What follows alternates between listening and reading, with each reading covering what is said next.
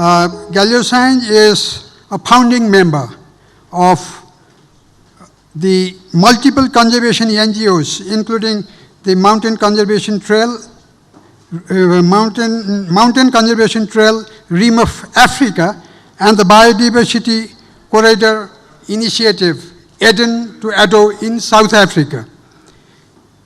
He is also the founding chairperson of the World Trails Network, an international non-profit association registered in Geneva. He championed the global trails industry, supporting best practices and sustainable trails while simultaneously promoting the world's leading trails and trail destinations. He is also the co-chair of the International Union for Conservation, CEESP, theme on environment and peace, and its global task force on migration and environmental change. Saintz holds an MSc degree from Shoemaker College, UK, and he loves wild nature, rock climbing, poetry, and sleeping beneath the stars. So, Galeo Saintz, I welcome you to make your presentation. Yeah, please, wherever, yeah?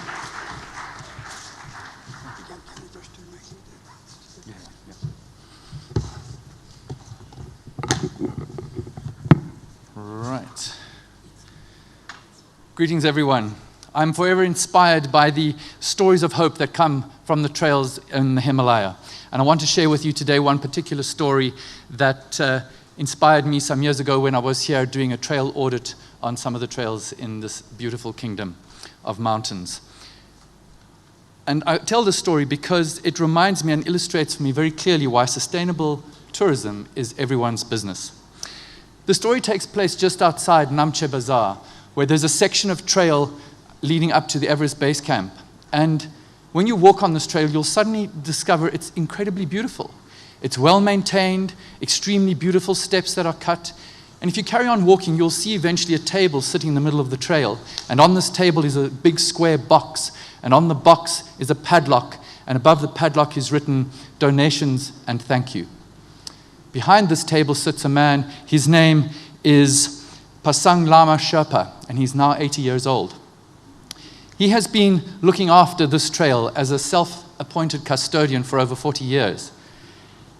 When I asked him why he does this, he says, because it is really important for the people who are going to climb Everest to have a beautiful trail to walk on. For 40 years, he's been a self-appointed trail maintainer and trail builder. For me, he is a champion, a trails champion, but also a sustainable tourism champion. He understands that the right infrastructure is necessary to sustain tourism. Little does he know that the infrastructure he's helping to maintain and support is contributing to a multi-million-dollar revenue stream for this country. That region alone where his trail is brought in close to 40 million rupees in just 3 months in direct tourism permits in the peak season of 2017. Caring for tourism infrastructure is critical investment necessary by all governments, and especially in the case of trails that underpin adventure experiences.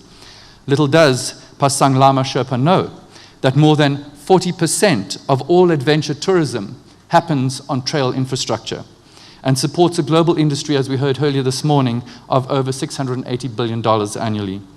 Another study by East Carolina University some years back highlighted that 90% of those surveyed indicated that hiking trails were their primary adventure activity. Soft adventure, we know, is growing globally, and it's worth our attention. Sustainable tourism requires champions, and every one of us in this room is such a champion. Whether we work in the reception at a hotel, whether we are a cook in a homestay, or a guide on one of the most dangerous rivers in the world, or a flight attendant on a national carrier, the visitors who are here to enjoy beyond experiences are in our hands. Meanings are created or recreated along the entire chain of the tourist experience. From the first blog someone reads about a destination to the booking page for accommodation itself, every step feeds the next step and builds or discredits the meaning that begins to take place in the visitor's mind.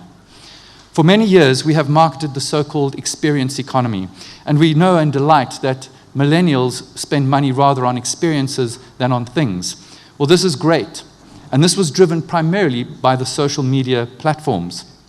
But last year, Edison research showed, and statistics indicate, that across all channels in social media, we're seeing a drop-off in user numbers. So, this is a challenge to all of us.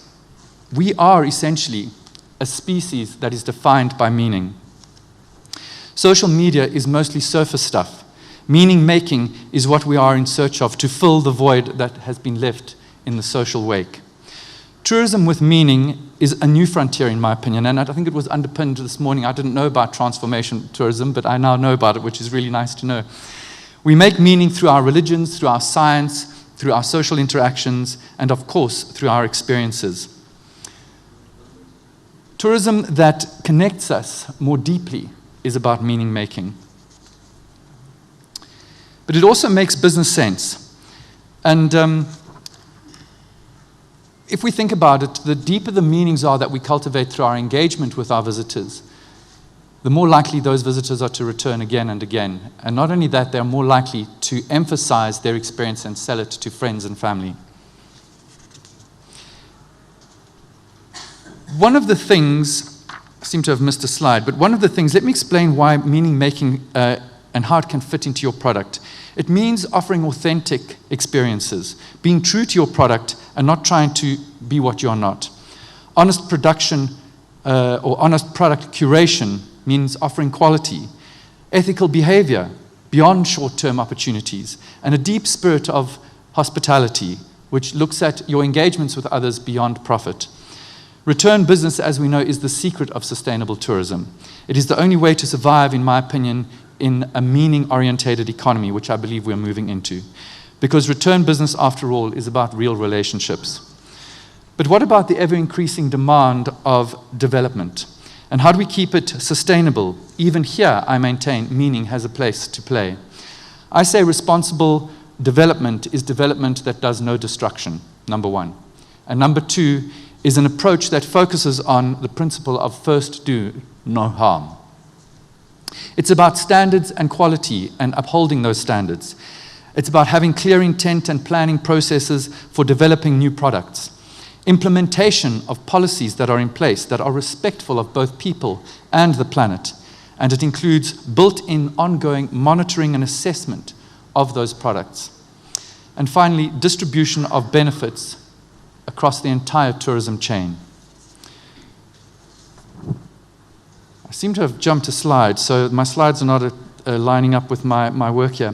From a sustainable tourism perspective, though, my organization, the World Trails Network, works globally with 8 international trail task teams that connect trails across different sectors, from trails and tourism to trails and culture, to trails and nature, to trails and media, to trails and sustainability, where we are addressing the Sustainable Development Goals through developing best practice guidelines. All of these task teams are amazing teams working internationally with volunteers of experts who are coming up with guidelines and best practice operational ideas for trail-related tourism operations. We have built in this space, one of our primary tools is something called the Green Flag Trail System. And I'm very proud that we have this implemented as well in Nepal, and we've trained a number of trail auditors in this country. The Green Flag Trail System works very similar to the Blue Flag Beach System, which some of you may be aware of, where it assists the trail user or the tourist in knowing beforehand, if it's been accredited as a green flag trail, that they are likely to get what they expect to get. And this is one of the big things in tourism. You don't want any surprises. You want to know that you can confidently sell a product and that your clients will receive what they expect to get. Meaning making is critical to all of this, and we work on the ground with trail experiences to continue to add meaning through great design. You can create an incredible experience of meaning by simply designing your trail or your itinerary in a way that takes that into account from the outset. I reflect a little bit on what was in the earlier session, where that meaning making happens through having an intent, through meaningful connection, through reflection during the tourist experience, and through meaning making, and we've heard this morning as well, through meditation and having a presence when one is doing the work one does. I'd like to share with you an example of meaning making on a project that we did a year ago in Japan, where we took 16 new generation or next generation young trail visionaries from 16 different countries. And their task was to find a manifesto for trails that speaks specifically to the challenges we face in the trail tourism sector. And the Trail Manifesto is what they came up with. These are the voices of 16 young people from around the world. And the Trail Manifesto goes like this: we are a trail tribe. We walk, we run, we hike, we ride. Trail is our story, our playground, a sexy line past peaks, through valleys, way over waterfalls, beyond visions and goals and deadlines and beats. Where we go, we leave no trace. We follow the simple signs. Connect by going deeper, explore by reaching further. Every dream adventure, every journey meaning. Every wild thing at home, rising moon and sun and endless sky. Take a map, carry water, be trail ready. Embrace all elements, sleep under stars. Love what is wild and taste the salt of trying. We, this tribe, stay the course and keep on track. We collaborate, we educate, we celebrate. We love that old song, freedom. Yes, we protect nature, preserve heritage, share culture, sustain communities, and every time give thanks by giving back. Every step makes a difference. Every trail makes a life. This is our manifesto: to always love the path beneath our feet, to roam, to share, to wander on, be it walk or ride or hike or run. We are a trail tribe, and the trail is a call to everyone. Thank you.